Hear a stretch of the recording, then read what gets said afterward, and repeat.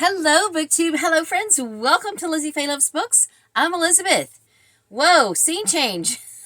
If you are new to my channel, then you don't know this is a scene change. But if you are one of my longtime subscribers, thank you, all of you, for clicking on this video. I am doing a little different type of video today. I am sharing a little bit more about my journey in the month of May into reading Star Wars books. Now, let me just comment first on the title of this video. I know you're looking at me thinking, there's no way she's old enough to be a baby boomer. Well, thank you. Thank you for saying that. I am, in fact, part of the very youngest group of baby boomers because the baby boom officially ended at the end of 1964, and I was born November 1st of 1964.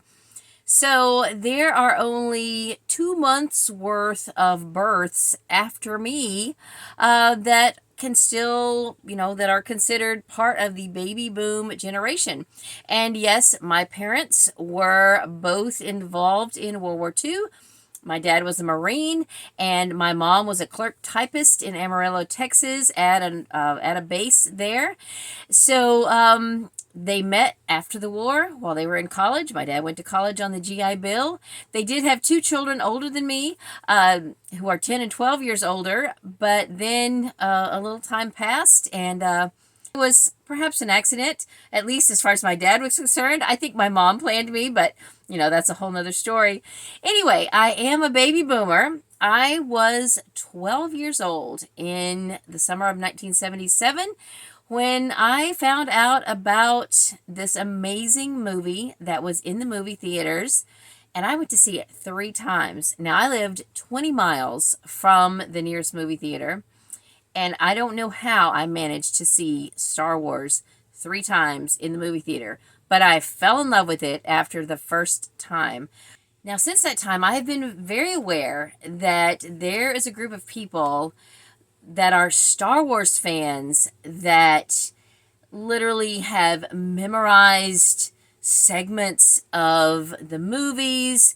They have immersed themselves in Star Wars culture, read everything that they could get their hands on as far as comic books and novels.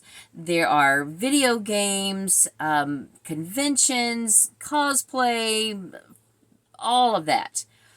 I have been, even though I consider myself an OG Star Wars fan, I have been a casual fan for most of my life.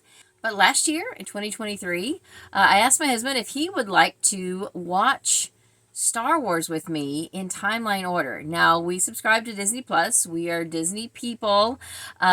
He is in his 40th year or 41st year working as a Disney cast member. I worked there for 30 years, retired during COVID, not really by choice, but that was my best option. I was a Disney performer, and he is a stage tech, does all the props and lighting and things like that. So we are Disney people, and other members of his family are also Disney cast members and retired Disney cast members. We don't always agree with everything that Disney says or does, but our livelihood has depended on Disney for many, many years. And I was around when Disney World in Florida opened Star Tours, the Star Tours attraction. Remind me at some point to tell you how I met Anthony Daniels and Mark Hamill in the same day. We have been around for the opening of Galaxy's Edge and all the different Star Wars things in between. But I was not completely aware of the disconnect with OG Star Wars fans and the fandom. When Disney bought the franchise, I was unaware of all the things that happened with that and the change in literature and things like that, because I have never, until last month, been a reader of Star Wars literature. I have collected some of it. In fact, I've collected more of it in recent months, and finally just put together this little shelf here, and that's the reason for the change in scenery, because for this video I wanted to share my Star Wars book collection that I have started reading. Now, the ones I've read so far are in a stack over here. I'm going to have to rearrange some things when I get done showing you the books that I'm going to show you in this video, because I couldn't put them up there and show them to you at the same time.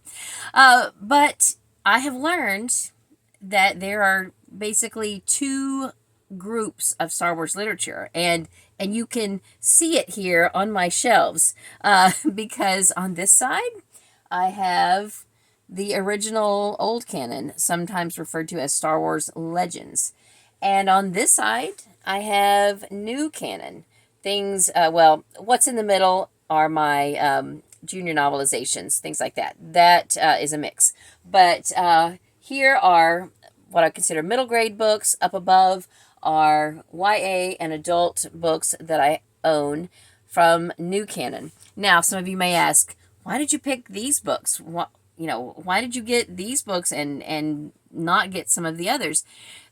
The simple truth of it is, I didn't seek out any of these books.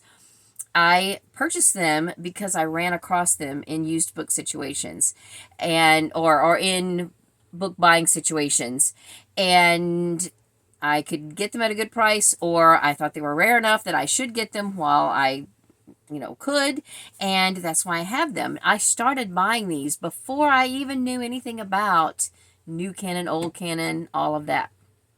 So, let me just also preface this video by saying that I am aware that many of my longtime subscribers will not be watching this video, because I don't typically read fantasy, sci-fi. In the last couple of months when I have done a Star Wars video, those videos did not get nearly the amount of views that my average videos do. And I kind of expected that, because a long time ago I did a little video about Star Wars Reading Day that our library did, and that hardly got any views.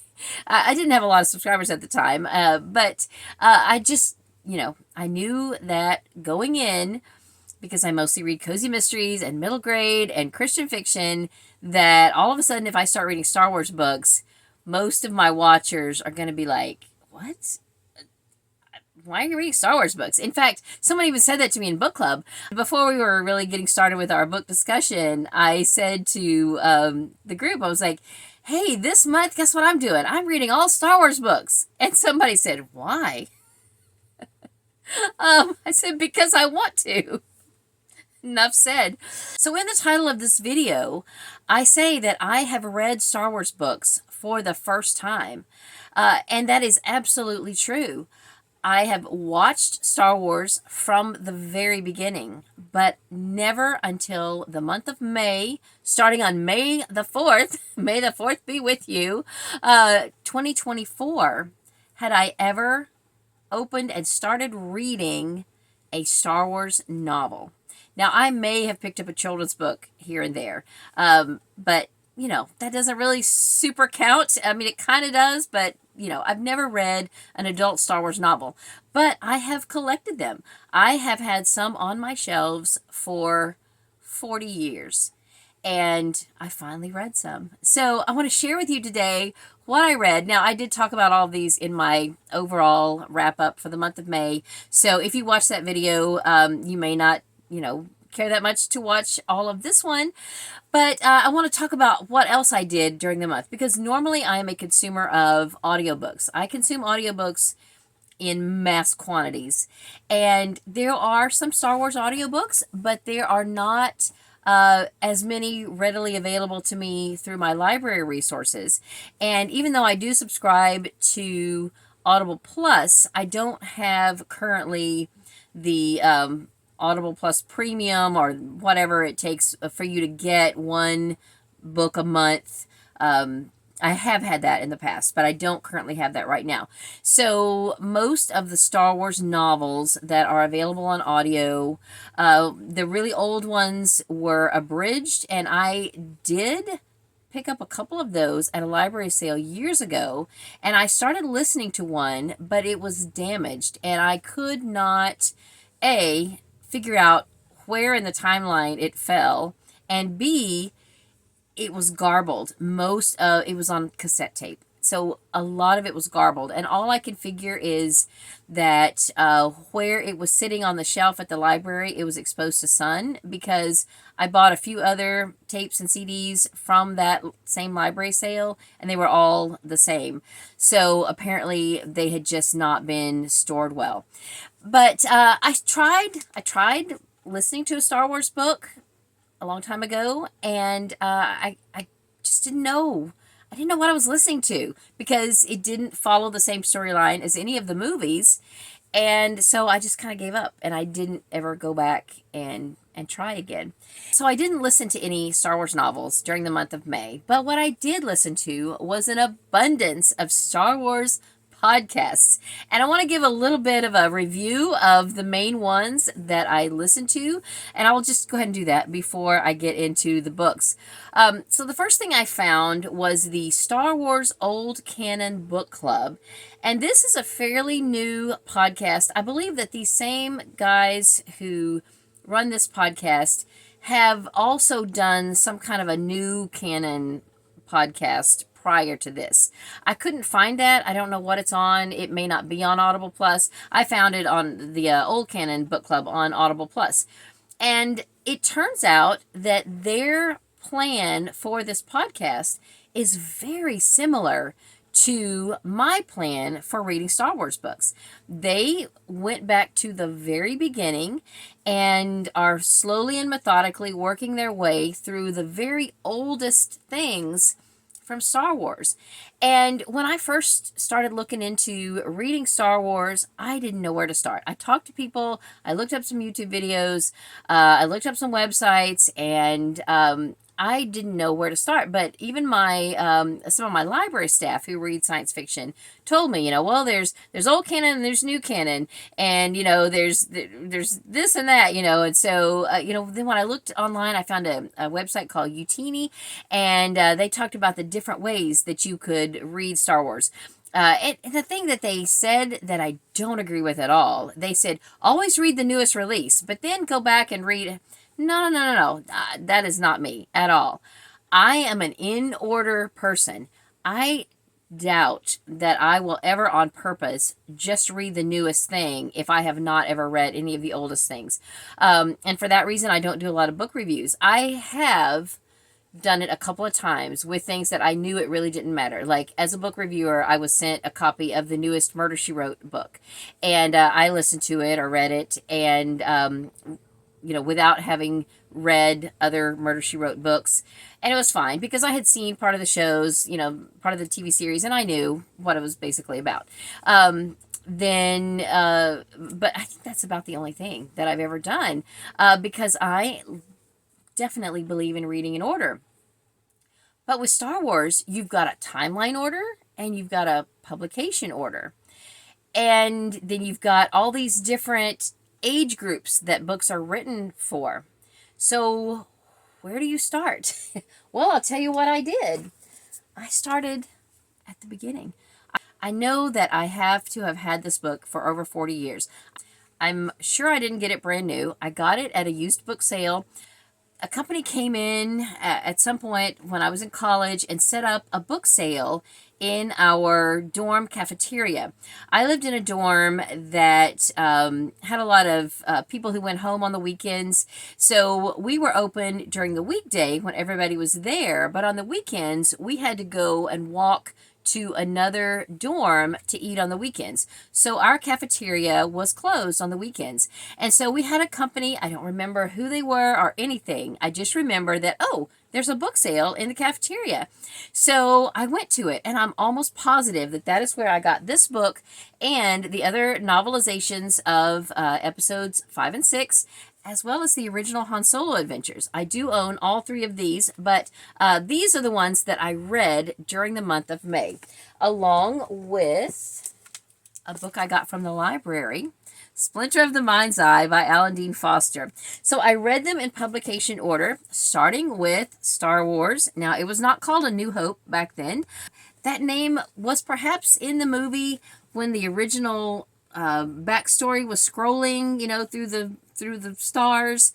I know it said episode 4. I don't know if it said A New Hope or not. Maybe some of you guys can tell me. I was 12 when I saw that. And, things have been edited and updated, and I honestly don't remember if that was there or not. It may have been. But I just know that back then we just called it Star Wars. And then when the second movie came out and then the third one, there needed to be a name because it was clear by that point that this was going to be a franchise and that, this book and this story needed its own name other than just Star Wars.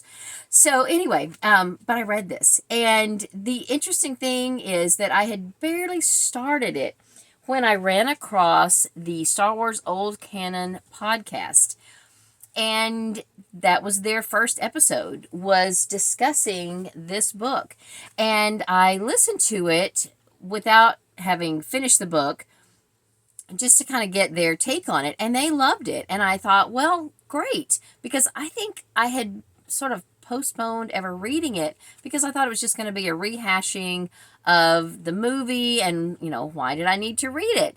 It wasn't original literature or anything. Well, I was wrong. This was, I was kind of wrong.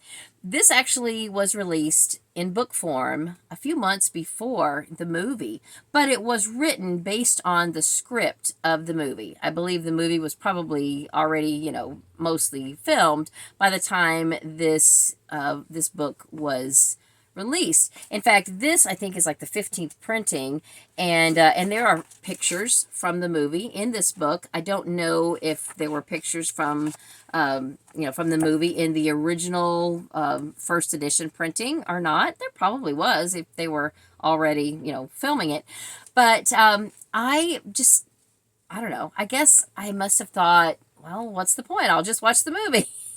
And that's crazy for me to say that because I'm a reader.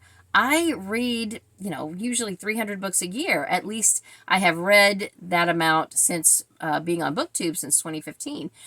But I just, for some reason, didn't feel the need to pick this up. I always wanted to.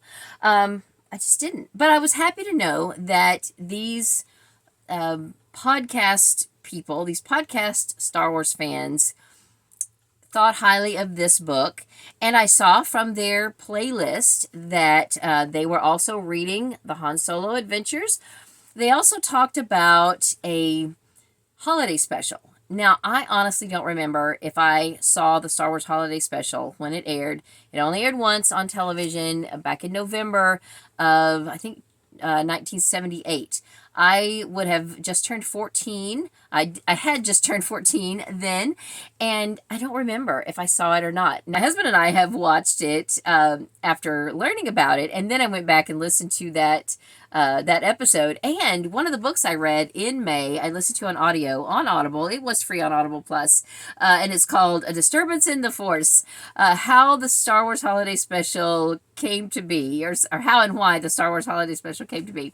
It was very interesting, and it was a neat look at the history of Star Wars, and I enjoyed that a lot. I enjoyed the show, although it's out there.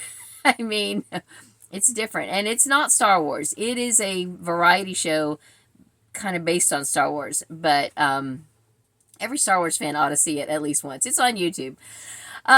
Anyway, back to the thing. Before I get off the subject, though, of this podcast, I don't want you to think that I'm giving it my wholehearted recommendation.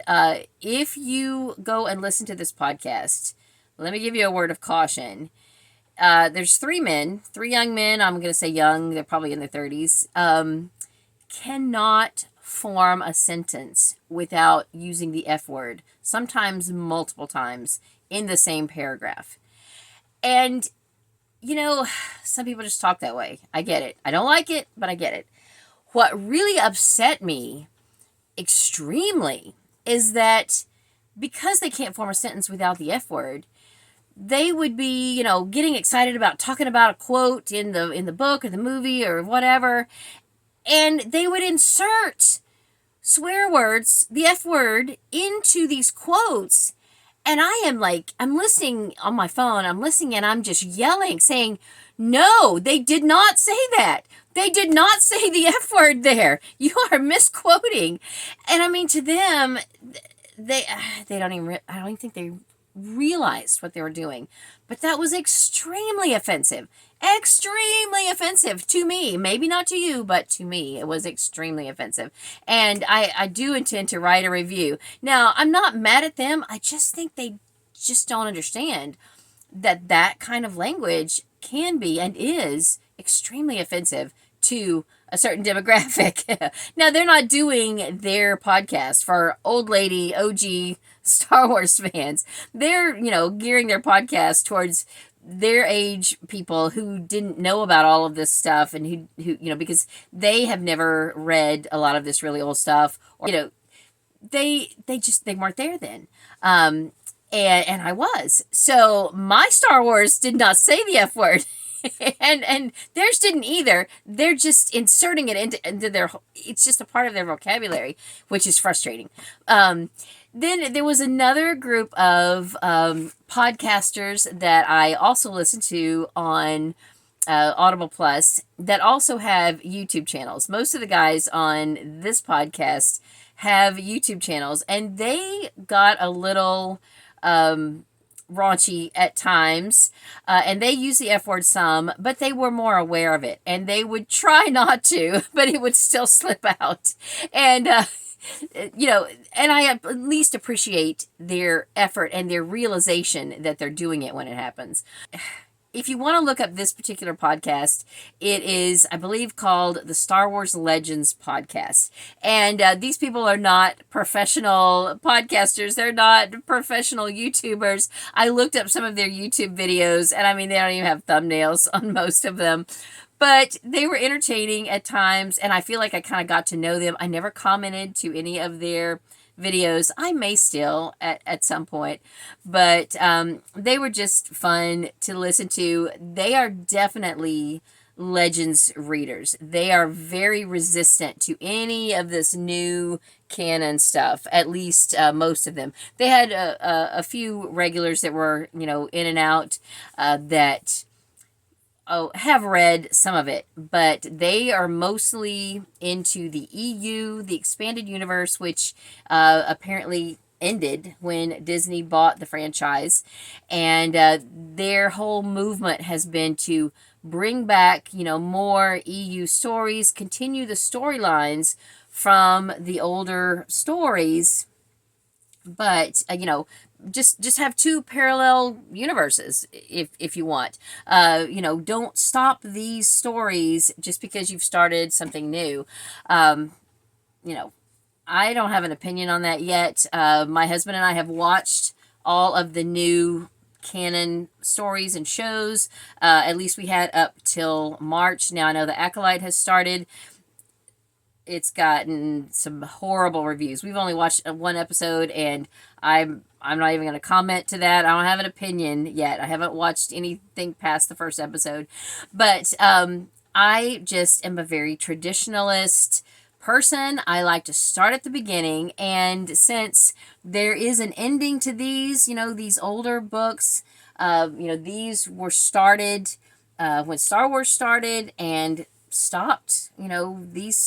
There's not going to be any more stories prior to 2014. Even if these storylines are continued, this is a finite group of books. Now, I don't own them all. There's like 60-something or more.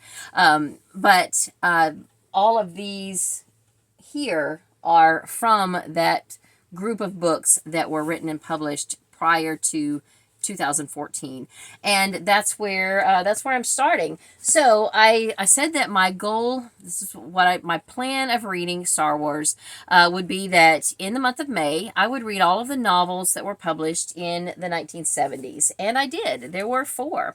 So I finished reading the Star Wars novelization. This was written by Alan Dean Foster based on the script that was written by George Lucas.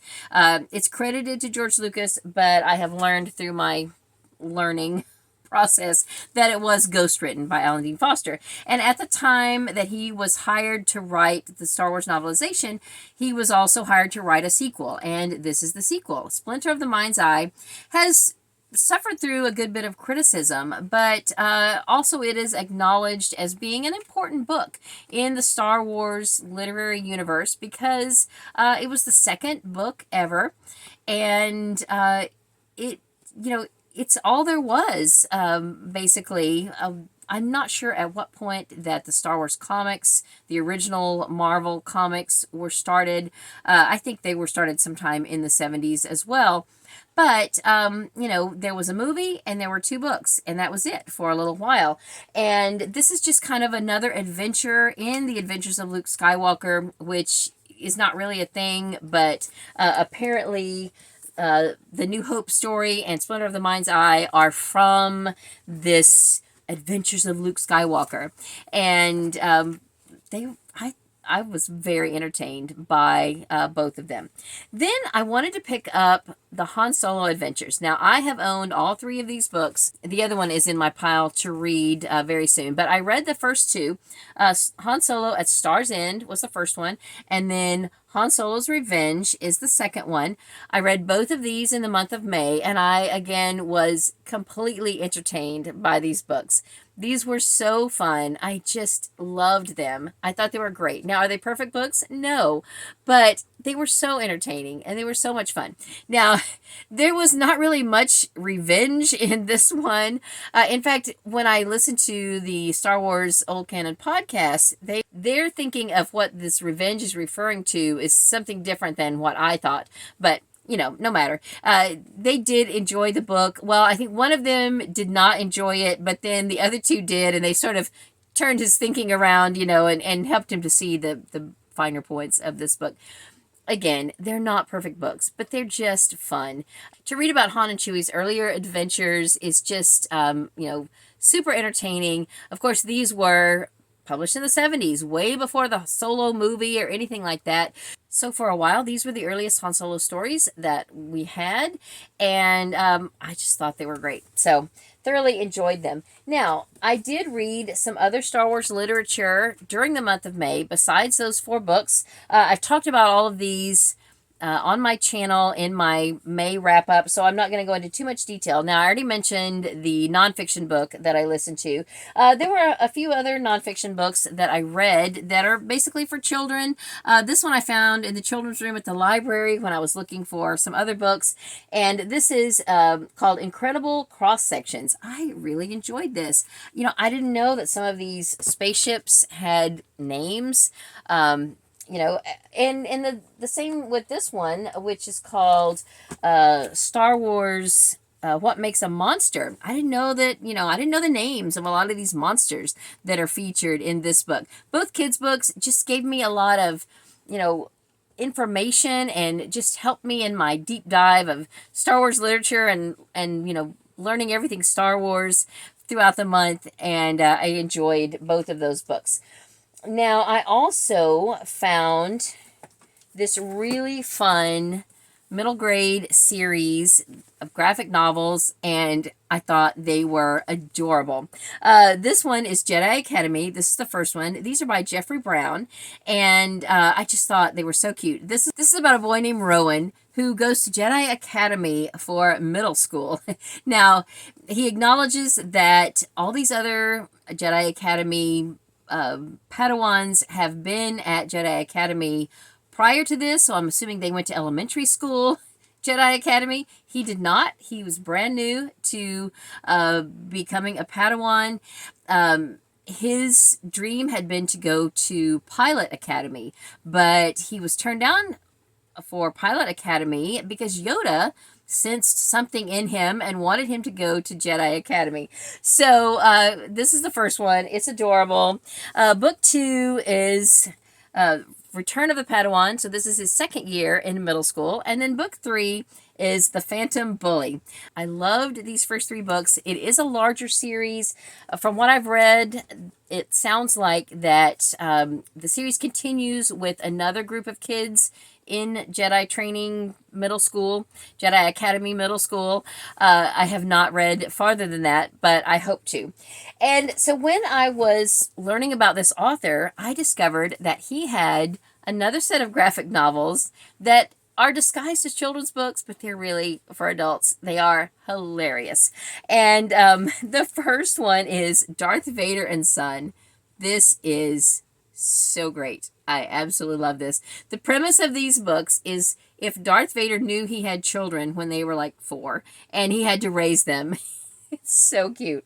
I'm not sure if there's an order to these, but this one, Goodnight Darth Vader, is about him trying to get Luke and Leia to go to sleep. And then this one is about him raising Leia. It's called Vader's Little Princess, and it chronicles her life with Vader as her father all the way up until, probably the events in A New Hope. So they are so cute. And then I also read a couple of little golden books. I did not even know that there were Star Wars little golden books until, I don't know, a couple of months ago.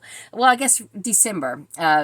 November or December, one of our local bookstores was moving, so they had a inventory reduction sale, and everything was half off. And they had the set of episodes 4, 5, and 6 in little golden books, and they were half off. And so I got all 3 of them. I've got a couple of them up here. But anyway, I read this one. This was the very first book that I read on May the 4th for Star Wars Day. This is A New Hope, and then I have not read these yet because I am still reading things right now that are set during the New Hope time frame, and then hopefully later this month I plan to move on into Empire Strikes Back. But I also found this at a thrift store, and I read this one. It takes place a little bit before A New Hope. This is called Adventures in Beggar's Canyon, and this is the story of Luke and his friend Wendy on an adventure on Tatooine. So I did read this one as well. I did also read one other children's book that I picked up at the bookstore where I work. This is a Clone Wars book, R2 to the Rescue. I wasn't going to buy it, but I decided to go ahead and buy it just to remind me that I had read it and to do a little more research and maybe find out how many more of these Star Wars children's books there are. And so I picked this up and I read it. It was really cute. During the month of May, I had really wanted to read the junior novelization of A New Hope. It's by Ryder Wyndham. I believe he wrote all of the junior novelizations for the main Star Wars movies, but I just couldn't get it done. I read a little bit of it and then just had to carry it over into the month of June. So I did finish this one. I enjoyed it a lot. This has a little bit more facts and details about A New Hope than what I picked up from the original book. Some of the things that were kind of explained that hadn't really been fleshed out when the original Star Wars book was written, or even when the movie aired and was filmed, because this was written many years later after episode 1 had been released. So that is why the author was able to throw in a little bit more information, which sort of tied things all together. So I liked that. I enjoyed that. And then the other book that I am currently reading right now is called The Life and Times of Luke Skywalker. This is also a middle grade book or a junior novel based on the life of Luke Skywalker. It starts out with a prologue of him talking to Leia after he has already found out that Darth Vader is his father. But then it starts with chapter 1 with him as a 4-year-old, and then I think as a 7-year-old, and then maybe a 12 or 13-year-old. So it's just going through Luke's life. He sort of has this sense that someone is watching him, and of course we know that that's Obi-Wan Kenobi. It's just a really interesting look at the life of Luke Skywalker. I've got 3 of these books. This is actually the sleeve that this book came in, but I've got another one about Obi-Wan Kenobi that's missing the sleeve, and then I've got a paperback of Darth Vader. I'm not sure at what point I will read those, but I did want to read everything that is set in and around A New Hope before moving on to Empire Strikes Back. So that being said, once I finish this, I want to read all of the novels from the 1980s, and there are 6. So this is my Star Wars TBR going forward. So the next Star Wars novel that I plan to read, hopefully this month, the month of June 2024, is the novelization of The Empire Strikes Back. This was written by Donald F. Glut. I don't know anything about him. I don't even know if he wrote any other Star Wars books.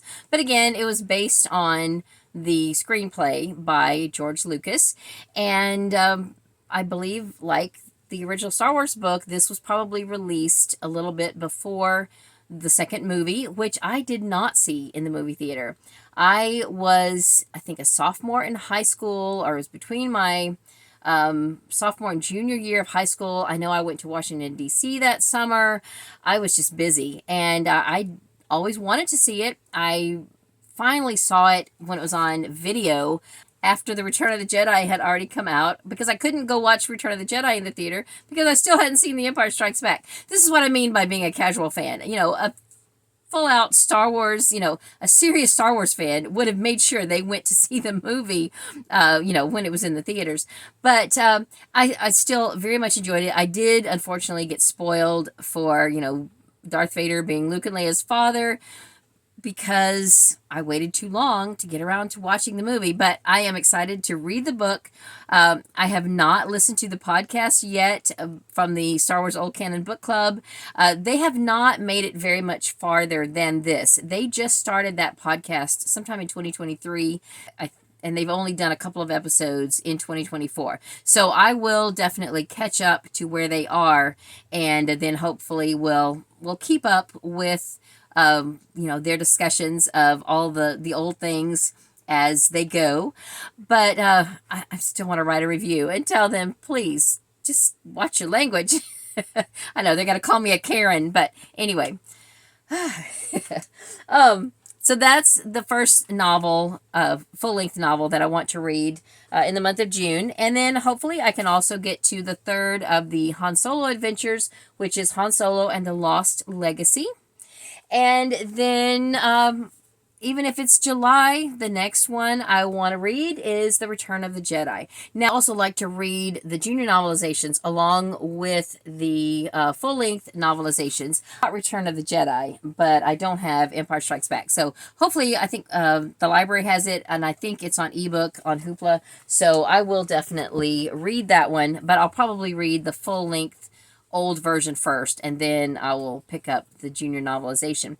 Then I want to read the Lando Calrissian adventures. My library doesn't have them. I wasn't able to pick them up in paperback in the original 3 novels that they originally came in, like these Han Solo adventures.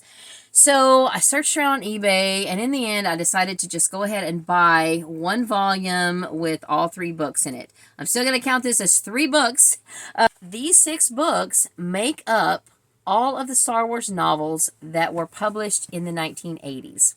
Now, what comes next, you may ask? Many people have told me, and so I know for a fact that the next one, I think this was published in 1991, is Heir to the Empire by Timothy Zahn. Apparently this and the other 2 books in this trilogy are incredibly fantastic and wonderful, and so I will definitely continue reading in publication order through this trilogy. It's very likely that I will continue reading in publication order completely, but I might break it down into series. Like, I know I have the first 4 of this X-Wing series. I might read all of the X-Wing books before I read, you know, other things. I may break it up into trilogies and not go in true publication order. I don't know. I'll decide when I get there. But I'm excited that I own quite a few Star Wars books. And this was my kind of most exciting find. I paid $15 for this. That is unheard of for me to buy a used book for $15. But this is a bind-up of 3 different short story collections. The Tales from Mos Eisley, the Tales of the Bounty Hunter, and Tales from Jabba's Palace. I'm excited about having it. Even though I paid $15 for it, it's like I paid $5 a book. So that's doable. Uh, anyway, so that is about all I wanted to share with you in this video. If you are new to my channel and you have found this video simply because you are a Star Wars fan, thank you so much for clicking on this video. I am probably going to start a playlist because I have done a few other Star Wars related videos over the past few weeks, and I've shown in book hauls and things as I acquired many of these books, and I would love to hear from you. At some point I need to start commenting to some of these videos that I'm watching, but I'm just afraid to start commenting to someone's video and then I'm going to feel obligated to continue when I'm kind of short on time as it is. So anyway, if you do Star Wars videos, Star Wars book related videos, comment below and I will do my best to come over and watch some of your videos and comment. And I thank you so much for watching this video. I know perhaps as a 59-year-old woman, I don't fall into the demographic that you typically expect a Star Wars fan to be, but just remember, I was 12 when the Star Wars movie came out. 12 was the perfect age to see Star Wars for the first time. It was fantastic to be part of that generation. And I'm happy that I'm here to finally share about reading some of these books several years later. Anyway, that's all for this video. Thank you so much for watching. I hope you're having a great day. Read a good book, and God bless you.